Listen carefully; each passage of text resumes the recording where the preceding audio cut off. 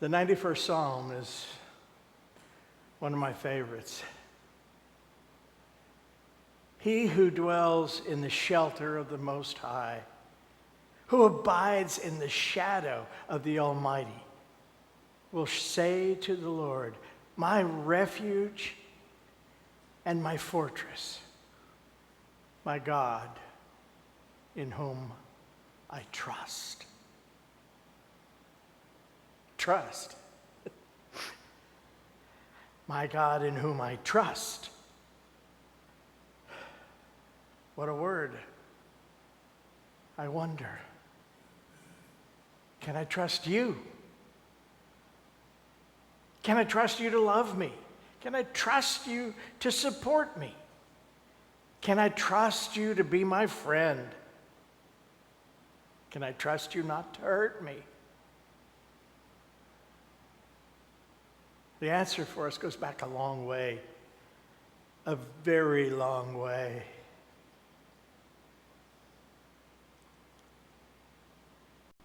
Hi, do I know you?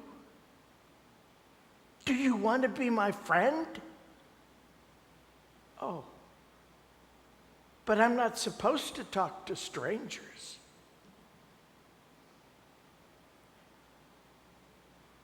I met someone wonderful today. I made a friend. My friend, I gave one of my favorite toys. Well, I guess he'll give it back. I trust him. He's my friend. You mean I shouldn't?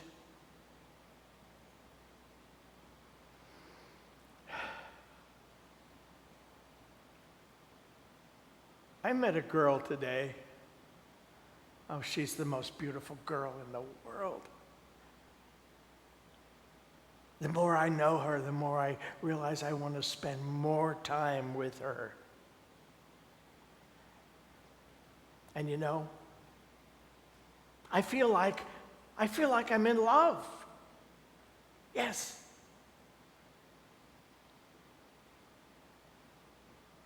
But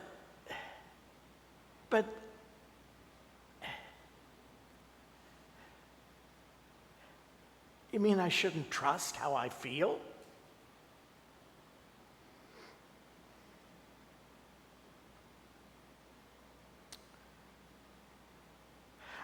I was looking for a new car today, and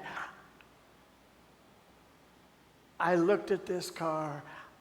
I looked at all the things about this car. I compared it to the other cars that were available. I really think it's a wonderful car. What do you think?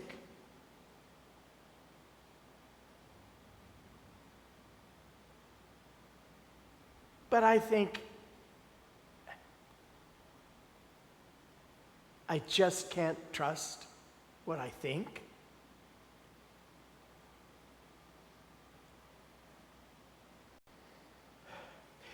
We've been married for 5 years now, and you didn't come home last night. I didn't know where you were. Can I trust you?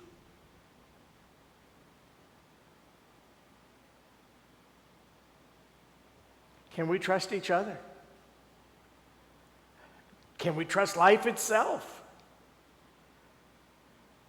To trust is to have confidence in, hence confident living, to trust life and the goodness of life. The Bible uses other words than just trust sometimes. To believe in, to have faith in, is trust. We've been taught that we can't trust what we think, what we feel. We can't trust anybody. Can't trust your spouse. Can't trust your kids. You never know what they're going to do. Who can we trust?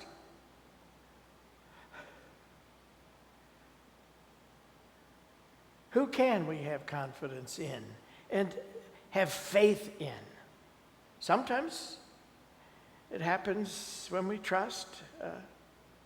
We realize that something occurs.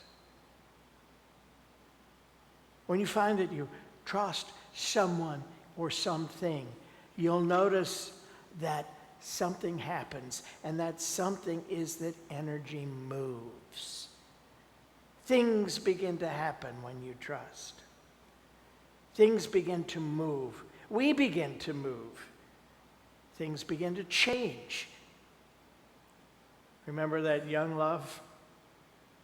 And you trusted another person to tell you the truth, that when they said, "I love you. I care about you. I want to spend my life with you." And things begin to happen. Great things. Beautiful things. Energy began to move, and you had feelings. When you trusted your judgment about something, you began to move and to do something. Because trust completes a circuit and allows energy to flow. Trust. And then we come to church and we hear, "Trust God." Interesting idea. We're taught not to trust strangers. And believe me, there's none stranger than God. Moves in mysterious ways, don't you know? You can't see him. He moves, as I said, in mysterious ways, so there's nothing stranger. And when we can't trust God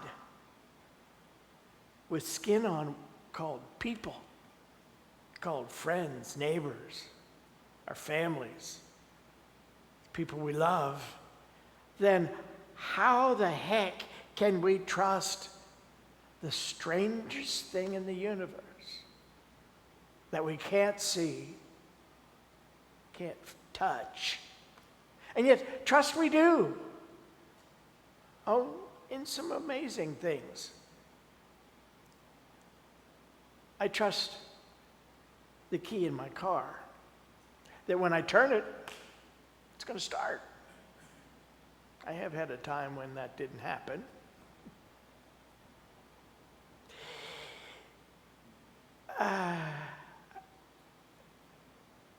Sometimes I trust my car more than I trust God. Sometimes. You know that phrase, "Lord, I believe, help thou mine unbelief." Had those moments, as have you. I trust the left faucet in my sink. When I turn it on, I'm going to get hot water. I know that the toilet is not going to flush. I trust that.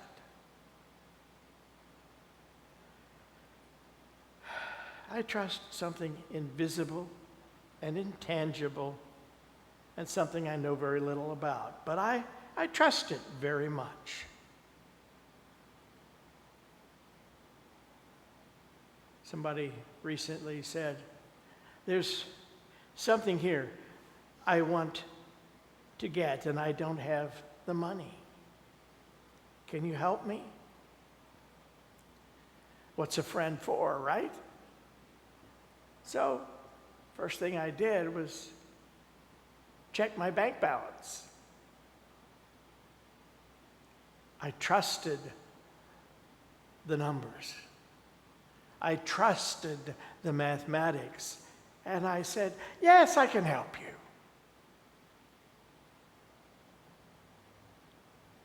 And it brought joy to both of us.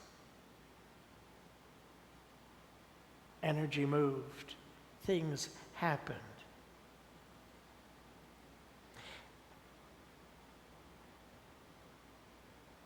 Some days That trust is sometimes questionable, but we do trust in some things.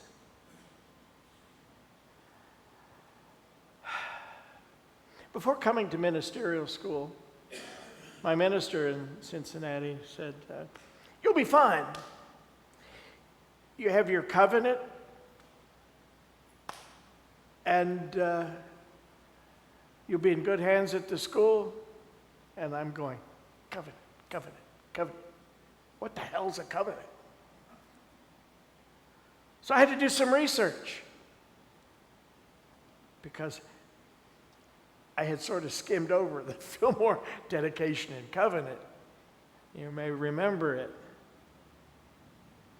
I had a piece of paper that I brought back from Holland. God bless my dad. He wasn't afraid to ask anybody for anything. So we were at a beautiful outdoor museum. An outdoor museum in Holland is one in which they move buildings there. So there were houses and there were barns, there were windmills and bridges, all kinds of things. You could go in and walk through and see the beds that they had built into the wall because it was so cold. But there was a mill, a water-powered mill. And we got to go into the mill and watch them pound up rags. It turns out the linen rags. And then they made paper. And the man who was doing it said that they did not sell that paper. It was produced for artists, for watercolors. And unbeknownst to me, my father kind of later sidled over to the presenter and said, as he pulled out a bill, could I get a piece of that paper for my son? I came home with a piece of handmade little mill picture, watermarked paper that you couldn't buy. It was about this big. So I sat at home and I contemplated, after I'd read about the Fillmore covenant, and I contemplated that covenant. I dedicate myself and all I have to the Spirit of truth.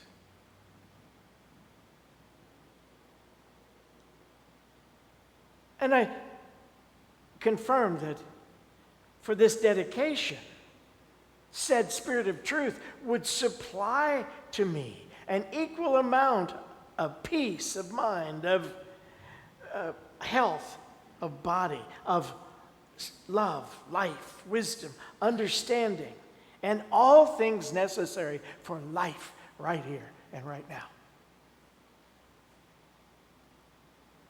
For the covenant, you know there's two parts: what I will do and what the other party is to do.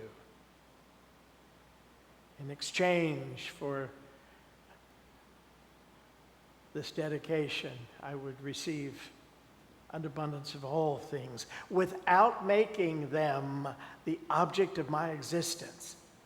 How often we do that?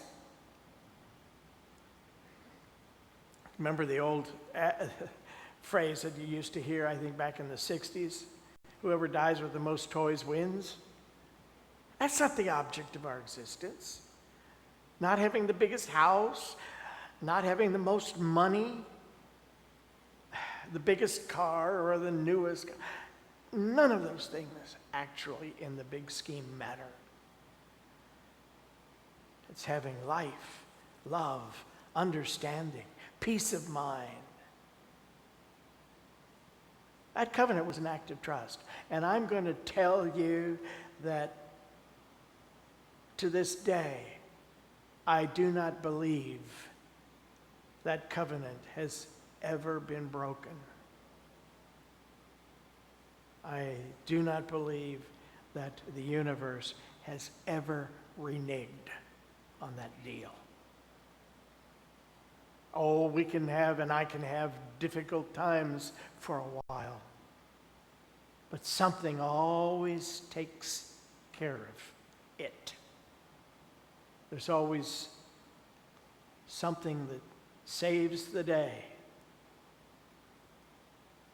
Some little form of Mighty Mouse comes right on in, and I say, thank you, God. Thank you, God. That was an act of trust. And yet, do we? Without trust, that connection to God does not happen. It's not made.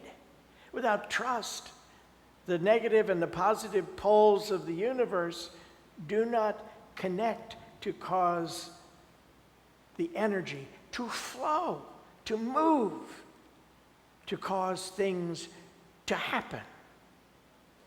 Without trust, God can't work in us, in our lives. Emily Cady, she said an awful lot of amazing things, but she said, we are not automatons, robots. Somehow I latched onto that when I read that. We are not robots. We have free will.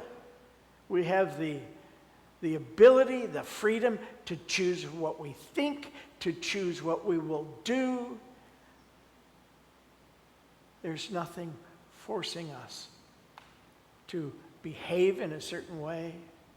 Everything is our own choice. What we will have, what we will do, what we will say, what we will think. If we don't trust God to work through us, it won't. And something I really needed to hear at one time was this reality. We all have that freedom. What do you trust? Look at your life. Look into your life.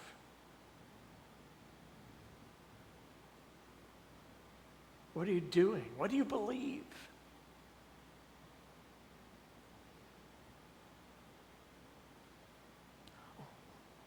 I had a pain down here in my leg yesterday, and I'm really worried about that. Got some bills in the mail 2 days ago, and I'm not sure that I'm going to have the money to deal with those. What do we trust? Do we trust our bodies? Do we trust our finances? Do we trust God as the source of our supply? Do we trust our own hearts? Do we trust a power that's greater than ourselves? There's a universal spirit that enlivens and loves every man, woman, and child, every being. And what do we need? We need to trust in that divine spirit, to trust in that superpower, that indwelling spirit in each one of us. Trust, Jesus said, is one of those strange little writings in the Bible, 14th chapter of John. Jesus said, let not your heart be troubled. Are our hearts ever troubled? Sure they are. But he went on, don't let it stay troubled. Believe in God. Believe in that higher power. But he went further. Believe also in me. This is one of those examples of the cosmic Christ, not Jesus the man speaking, but the cosmic Christ speaking through Jesus saying, believe in God, believe in the Christ in you, working and moving through you.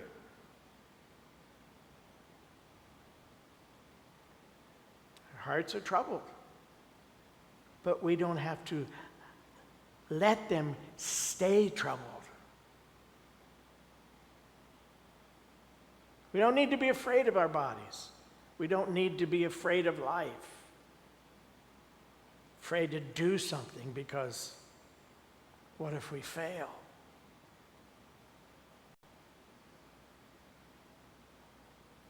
That spiritual awareness within us is saying, yes, believe in God the Father, but believe in the Son, the Christ of God in you, and in his power to work through you in every area of your life. It means it's in your body. It means it's in your finances. It means it's in your mind, in your relationships, in your heart, your feelings. It's there.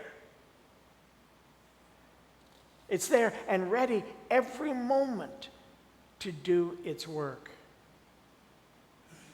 Wherever you go, whatever you experience, that presence is there. As Jesus said, if I ascend to heaven, thou art there. If I descend to Hades, thou art there. Didn't know it was in hell too. Yeah.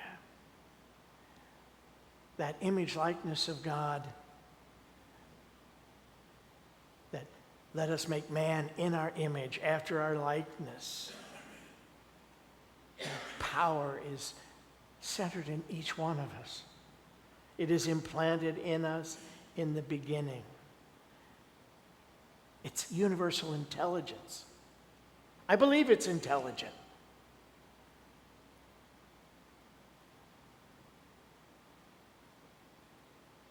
In that song, it spoke about God as intelligent.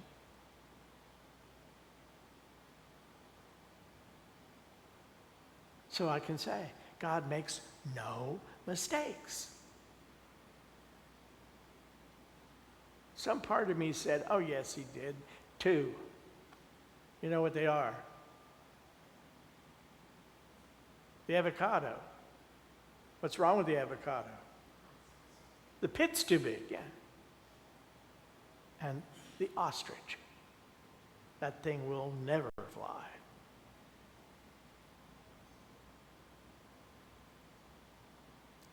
It's up to us to develop this awareness of that power at work in us.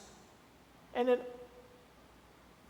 all things, in order to trust, we need to be willing. Willing begins to set the whole thing in motion. It makes it possible for something to happen when we're willing. I am willing. I am willing to trust. I am willing to trust this omnipresent power in the universe and in me. What do you got to lose? There's only gain. If we haven't trusted it and it hasn't been able to work through us, then let's give God a chance. I'm willing to trust it in the good times and the tough times. And there will be tough times for all of us, sometime or another. That's the nature of this earth experience. Jesus said, in this world ye have tribulation, but be of good cheer. I am overcome the world. That Christ's Spirit within himself is what works through him to cause him to overcome conditions. And you see how that worked out for him, don't you? Good Friday was God's Friday for sure, because after a quiet Saturday of work in the depths of the silence on Sunday, He was resurrected. There are opportunities to grow all the time in our lives, all the time. And growth sometimes hurts. I certainly remember adolescence. And complain about something hurting, my mother would say, "Oh, it's just growing pains." Sometimes growth hurts in our bodies or in our lives.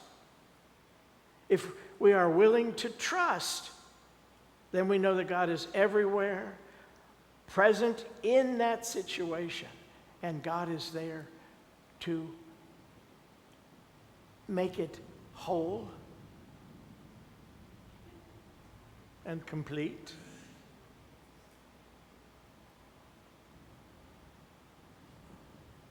Interesting sound.